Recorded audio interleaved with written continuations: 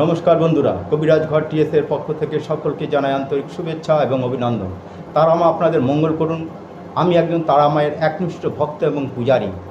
আজকে যে বিষয় বলছি, আমরা আমাদের সন্তানদের ছোট থেকে বড় করি বহু কষ্ট করে। সেই সন্তানরাই যদি পিতামাতাকে না দেখে বা তাদের কর্তব্য যেইটুকু করার দরকার সেইটুকু যদি না করে, এর চেয়ে বড় দুঃখ আর কষ্ট কিন্তু হয় না। এর জন্য কী করবেন, মায়েরা করবেন শুক্রবার করে, প্রত্যেক শুক্রবার আপনারা একটি মাটির প্রদীপে ঘি দিয়ে একটি প্রদীপ জ্বালান, সেইটি তুলসী গাছের গোড়ায় রাখুন পূর্ব দিকে মুখ করে।